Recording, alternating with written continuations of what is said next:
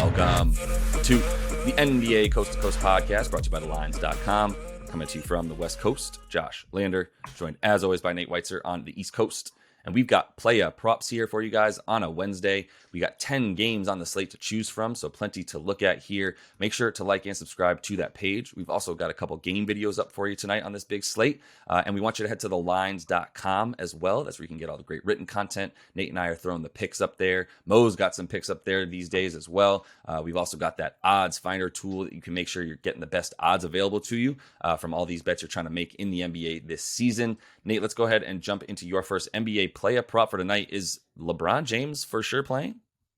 Oh, yeah, he's playing. And my question to you is, WWJD, what would Jordan do in this situation after Patrick Beverley scored on him and then gave him the too short sign? LeBron should, if he doesn't come out and make the Bulls like absolutely grind them into the dust with his will, I don't even know what to say. He should be ashamed of himself. I mean, he eased his way back in 30 minutes off the bench on Sunday. I think he's probably going to start today, which is a much bigger difference. And look, as good as the Bulls have been defensively, they are vulnerable to playmakers. 5th most assists per game allowed in March, 6th most assists to power forwards in their last 15 games. So Bron is plus 105 to get 6 dimes. He only had 3 in that last one, but you look at his previous 5 against the Eastern Conference, 9.2 assists, 31 points. His previous 8 roadies before he got hurt, 33 points per game, along with 9 rebounds, 6.5 assists, scoring a ton of paint points. Patrick Williams, he's improved defensively, but I don't know if he's strong enough to keep LeBron out of there. Vucevic is not a rim protector. LeBron has played more minutes on the road by a long shot in 2023 as the Lakers have been just desperate for wins, and they need things from him. And look, they need to avenge this loss, and he needs to personally avenge Pat Bev's disrespect. Only 25 points is the prop because he went for 19 off the bench, but I think he can get that in sleep, and it's only minus 111 at FanDuel for the points. Yeah, and I mean, if the Lakers, we kind of can tell when they're trying. They lost recently. Now they got to win again. They know they got to stay in this play-in tournament, even though they're trying to figure out how to handle LeBron's minutes. So I think you can expect. I mean, he got 30 in the first game back, right? If he gets 30 or more in this one, I think you got to feel pretty good about him being in there down the stretch as well. If this is going to be a closer game, which kind of expect it to be, then I think LeBron's going to have enough minutes to get his points. And yeah, man, he's got to put Pat Bev in a coffin. Like he has to. he has to give him the Jason Terry treatment from when he just ended Jason Terry's life as well, like 10 years ago. So I'm gonna move on here to a guy who Marvin Bagley, former King, current Piston, 24.5 points and rebounds. Total transparency, my level of confidence in this one is like half a unit, but it's only because he's barely gone over. It's about the minutes. And OKC is not good against power forwards right now. They're not good down low. I will say that there's something to be said for them allowing the 3rd most points per game to power forwards over their last 7 games. And really in their last 7 in general, it hasn't been there for them on defense at all. Allowing 120 points per game in those last 7, and the 4th most rebounds to their opponents. So I think there's going to be some more opportunity for Bags to get those boards as well on top of all that, because in his last 4 games, he's getting the minutes. And I mean, it's full tank. It's him going in and getting, the majority of those minutes at the 4, playing 34 minutes a game, 20% usage. And averaging 19 a game and 7 boards in that time, right? So that's 26, gets you above the 24.5 if you like it. So I think it's just an opportunity for a faster paced game. The Pistons and Thunder are playing in a bit more high scoring games down the stretches. The Pistons are just full blown tank and see what they have in their young guys, and the Thunder are their Pistons are kind of the Thunder of last year, and the Thunder are now a play in team for sure. So it's going to be not necessarily a close one, but there'll be points, and even if it's not close, Bags is going to get the minutes. So. Look, Josh is being Charmin soft here to borrow some more Pat Bev references. This is a fine bet to make. He's played big minutes in 4 games. 3 of those, you could say, are against the toughest, most physical defenses in the Eastern Conference, in the Heat, Raptors, and Bucks. And he just got to 25 against the Bucks. I don't care who wasn't playing. Like Bobby Portis is still tough as hell to score on. And OKC, they're playing rookie Jalen at the 4. They're playing other Jalen at the 5. These are not stoppers. They're playing at a 102.5 pace at home over the last 2 months. and giving up a ton of rebounds, like you're saying. Look, I think Bagley's going to be scoring. I really hope he gets that double-double, which is plus 165 at DraftKings. And totally unrelated, hopefully gives me that player performance double I need for my fantasy championship. Let's go, Bags. Yeah, another guy who might get a double-double, though, Chris Paul tonight. And I know he hadn't scored much in his debut with with KD in the lineup. And so maybe we're just assuming he's going to take a back seat again. He only had 2 points on a minimal usage in that first one. The next two, he had 11 points, 8.5 assists in blowout wins. But I think the matchup allows for him to score here. I mean, it's against Mike Conley, who's, his age. It's a fair fight for once.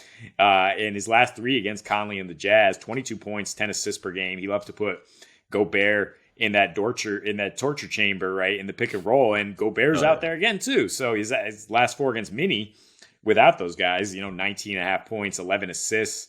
He's a plus 20. Minnie is now allowing the sixth most points per game to point guards in their last 30. Have us a 123 defensive rating, their last 7 on the road. So the odds are interesting here. Like I said, double-double is plus 200, basically. And I think that's more appealing than the 10 assists at plus 115. He's getting crazy negative odds to get 9 assists. So I think you can go one more up here, despite Minnesota's pretty good numbers against assists. But 12.5 points or 21.5 points assists, however you want to shake it here, I would put the points and assists together, minus 105, and then I would look at a double-double, just sprinkling some money on there because of the good return. Yeah. No, I mean, you get a good return on the assist, too, so it's a great call.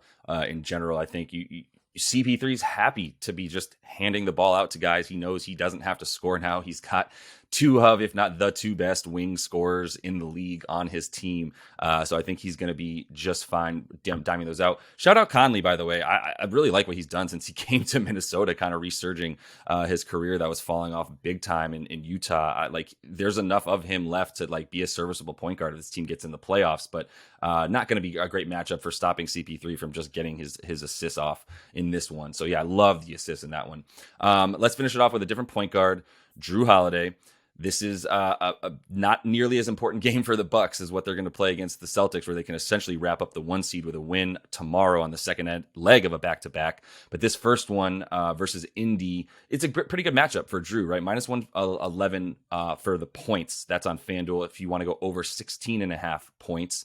If you want to throw the assists in there, it's 24.5 with the points and assists. So I do like the points alone. I think, Giannis questionable, Middleton probably not playing, right? All that stuff. So not necessarily worried about, I guess Giannis might play, but even if he does, they need to win tomorrow. And they've been sitting guys in games that they know they can win. The Pacers have already made clear they're tanking, not going to see any Turner or what's his name? Tyrese Halliburton.